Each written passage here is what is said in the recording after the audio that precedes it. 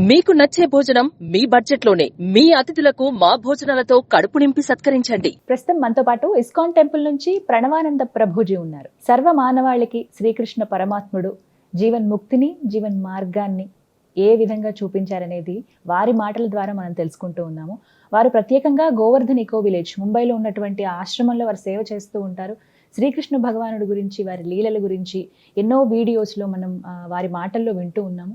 ప్రస్తుతం మనతో పాటు స్టూడియోలో ఉన్నారు ప్రణవానంద ప్రభుజీ. వారితో మాట్లాడదాం, మరిన్ని విషయాలు తెలుసుకుందాం. నమస్కారం ప్రభుజీ. హరే కృష్ణ. నమస్కారం అండి. ప్రభుజీ, గీతా జయంతి చాలా మందికి జస్ట్ క్యాలెండర్లో ఒక పేరు లాగా చూస్తారు అంతే, కానీ చాలా మందికి ఆ విశిష్టత ఏంటి గీతా జయంతి అని అంటే, ఆ రోజున అంటే ఒక ఇతిహాసానికి, ఒక పుస్తకానికి ఆ రోజు జయంతి అని ఎందుకు పెట్టారు, ఇలా చాలా సందేహాలు ఉంటాయి. సో నేను అదే తెలుసుకోవాలనుకుంటున్నాను. గీతా జయంతి ఏమిటి విశిష్టత తెలియజేయండి. అసలు ఒకసారి మనం ఆలోచిస్తే అసలు పుస్తకం జయంతి ఏంటి, క్యాలెండర్ లో ఉండటం ఏంటి, దాన్ని ఇంతమంది సెలబ్రేట్ చేసుకోవటం ఏంటి అని మనం ఆలోచిస్తే ఆ పుస్తకంకు ఉండే గొప్పతనం ఏంటో మనకు అర్థమవుతుంది. ఎంత గొప్ప పుస్తకం అయితే జయంతి సెలబ్రేట్ చేస్తున్నాం మనము అనే విషయాన్ని మనం ఆలోచించాలి. ఇప్పుడు మనం ఏదైనా మషిన్ కొన్నాం అనుకోండి, దానికి ఒక మాన్యువల్ వస్తుంది. వాషింగ్ మెషిన్ కొన్నారనుకోండి, ఏ మెషిన్ నొక్కాలి, ఏ బటన్ నొక్కాలి, ఏది నొక్కాలి అన్ని చూసుకున్నాం అనుకోండి. ఓ ఇది క్విక్ మోడ్, ఇది హాట్ స్ప్రింగ్ మోడ్, ఇవన్నీ కూడా తెలిసాయి అనుకోండి, అప్పుడు ఈజీగా నొక్కేయచ్చు. ఒక ఓవెన్ కొన్నాం అనుకోండి, ఏదబ్బా గ్రిల్లింగ్ ఏంటి, బేకింగ్ ఏంటి తెలుసుకున్నాం అనుకోండి, అప్పుడు తొందరగా అయిపోతుంది. లేకపోతే మేము ఒకసారి ఒక ఓవెన్ లో మేము యూస్ చేస్తున్నాం అనమాట. కృష్ణుడికి కేక్ చేయాలి అని ఒక 50 minutes అయిందండి. అసలు ఏమి లోపల ఏం జరగట్లేదు అనమాట. నేను అనుకుని ఏమైందబ్బా 50 minutes అయిపోయింది అని చూసేసరికి మేము రాంగ్ మోడ్ నొక్కి పెట్టామన్నమాట. అది బ్రాయిల్ మోడ్ అంటారనమాట. అది లోపల నుంచి ఉడుకుతుంది కానీ బేక్ అవ్వట్లేదు. దాని తర్వాత మొత్తాన్ని డిస్కార్డ్ చేసి మళ్ళీ కొత్త బ్యాటర్ తయారు చేసి లోపల పెట్టి అప్పుడు వెంటనే 30 నిమిషాలలో రెడీ అయిపోయింది. అప్పుడు మేము అనుకున్నా, అరే ఇది ఫస్టే ఆలోచించి ఉండాల్సిందే కదా, ఏ బటన్ నొక్కితే ఏదవుతుంది అని. ఇంత వేస్ట్ అయిపోయింది, సామాగ్రి అంతా వేస్ట్ అయిపోయింది, టైం వేస్ట్ అయిపోయింది అని అనుకున్నా. అలా ప్రతి ఒక్క యంత్రానికి ఒక మాన్యువల్ ఉన్నట్టు, ఆ మాన్యువల్ చదివితే ఆ యంత్రాన్ని ఎలా ఉపయోగించాలో తెలిసినట్టు ఈ మానవ శరీరం అనేది కూడా ఒక యంత్రం. ఈ యంత్రం ఎందుకు, ఎలా వాడాలి, ఏం చేస్తే ఏం జరుగుతుంది అని చెప్పే మాన్యువలే భగవద్గీత. కృష్ణుడు భగవంతుడు కదండి మనకి ఈ శరీరాన్ని ఇచ్చింది. ఈ శరీరంతో పాటు ఆయనే స్వయాగా చెప్పింది భగవద్గీత. ఆయనే మనకి శరీరాన్ని ఇచ్చారు, ఆయనే మనకి గీతని కూడా అందించారు. ఆ గీత ఆవిర్భవించిన రోజు గీతా జయంతి. కాబట్టి గీత అనేది మన సనాతన హిందూ సాంప్రదాయంలో ఉన్న ఏ సాంప్రదాయంలో ఉండేవాళ్ళైనా సరే, నేను హిందువుని, నేను సనాతనీయుణ్ణి అని చెప్పుకునే వాళ్ళందరూ తప్పకుండా గీత చదవాల్సిందే.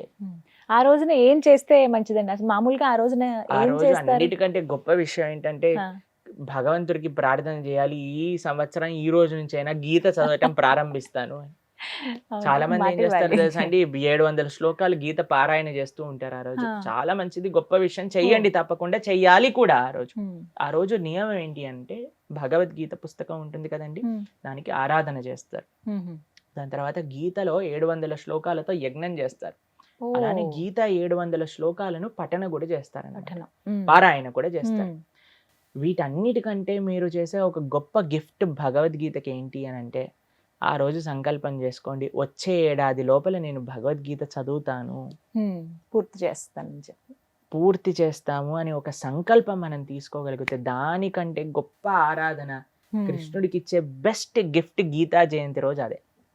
సరే, ఈ మాట అన్నారు కాబట్టి అసలు భగవద్గీతని ఆ రోజున ప్రారంభిస్తేనండి ఎలా చదవాలి? మీకు భగవద్గీత యథాతథం అని ఒక పుస్తకం ఉంటుంది, శ్రీల ప్రభుపాదుల వారు.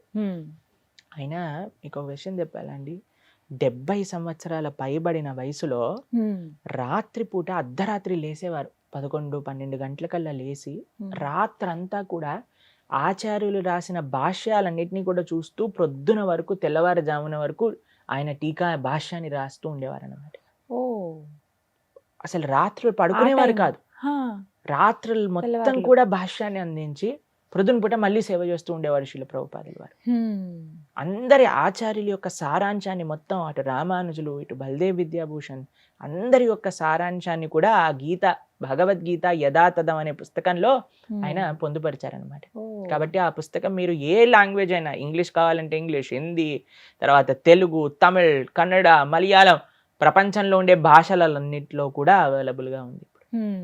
ఆ గీత మీకు ఇస్కాన్ భక్తులందరూ ఈ 1 month గీతా జయంతికి ఎక్కడ మీరు రోడ్డు పైన చూసినా ఎక్కడైనా సరే మీకు అందిస్తూ ఉంటారన్నమాట. కాబట్టి చక్కగా వాటిని కొనుగోలు చేసుకోవచ్చు, చక్కగా చదవడానికి ప్రయత్నం చేయొచ్చు. ఏంటి గీత చదవడానికి నియమాలు అని అంటే ఒకటండి, కృష్ణుడు ఇది నా కోసం అందించారు, భగవంతుడు నా జీవితంలో నాకు అందించిన ఒక గిఫ్ట్ ఇది, ఆయన నాతో ఏం చెప్పాలి అని అనుకుంటున్నారో తెలుసుకుంటున్నా అనే ఒక సంకల్పంతో చదవాలంతే.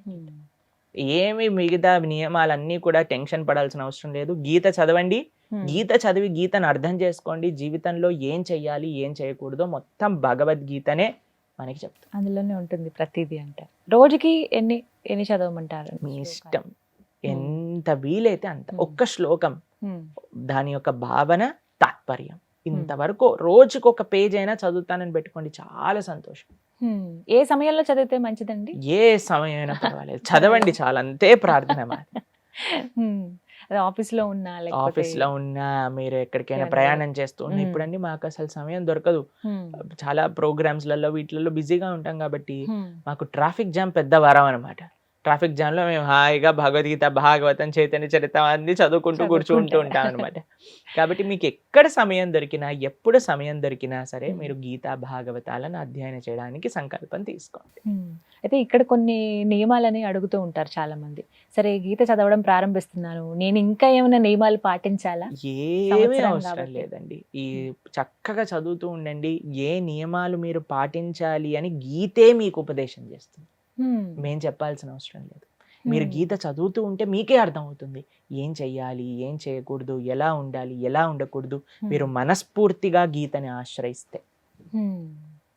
కాబట్టి చదవడానికి ఎటువంటి నియమాలు కూడా లేవు, మీరు స్టార్ట్ చేయండి, దాని తర్వాత మీకు అర్థం అవుతాయి. ఇప్పుడు చిన్న చిన్నవి పాకెట్ భగవద్గీత అని చెప్పి వస్తున్నాయండి, అవి ఎంతవరకు కరెక్ట్?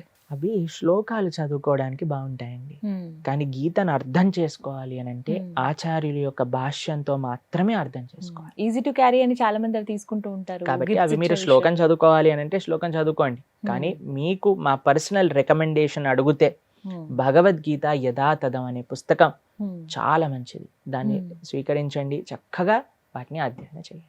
మీకు అమెజాన్లో దొరుకుతాయి, ఏ ఇస్కాన్ టెంపుల్లోనే దొరుకుతాయి, ఎక్కడైనా మీకు దొరుకుతాయి. మరి చాలా మందికి సమయం ఉండట్లేదు, అందులోనూ ఆడియో బుక్స్ అని చెప్పి వస్తున్నాయండి. సో అలా భగవద్గీత వినొచ్చా అని అడిగే వాళ్ళు కూడా ఉన్నారు ఆడియో ద్వారా. భగవద్గీత యథాతథం ఆడియో వినండి. కాబట్టి ఏదైనా ఆచార్యుల యొక్క భాష్య, ఆచార్యులు చెప్పిన విషయాలను మనం అర్థం చేసుకునే విధంగా చేసుకుంటే అప్పుడు మనకు వస్తుంది. ఖచ్చితంగా అలవాటు చేసుకుంటే, మీరు అన్నారు లైఫ్ ఖచ్చితంగా మారుతుంది అంటే ఏదో ఒక చేంజ్ అయితే ఉంటుంది. ఏదో ఒక చేంజ్ కాదు, the best change in life వస్తుంది గీత కంప్లీట్ గా మనం అర్థం చేసుకుంటే. అలాంటి అర్థం చేసుకునేది కొన్ని కోట్ల మంది జీవితాలు మారిపోయాయి గీత వల్ల. కేవలం భారతీయులు కాదండి, హిందువులు కాదండి, ప్రపంచంలో నలుమూలలో ఉండే వ్యక్తులందరూ కూడా గీతని చదివి గీత వల్ల ప్రభావితం జరిగి. మేము ఒక వీడియో చూసామండి, ఒక డాక్టర్ ఆయన పేషెంట్స్ కి గీత చదవాలి అని ప్రిస్క్రైబ్ చేస్తారనమాట. ఎందుకు అని అంటే ఆయన అంటారు, ఇప్పుడు మన సమాజంలో చూస్తున్న మొత్తం కూడా లైఫ్ స్టైల్ డిసీజెస్ అని ఆయన పేరు పెట్టారు దానికి.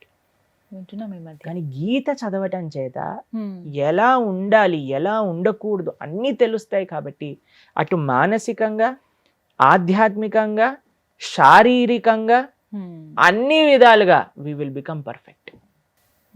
అది గీత అందించే ఒక పెద్ద గిఫ్ట్.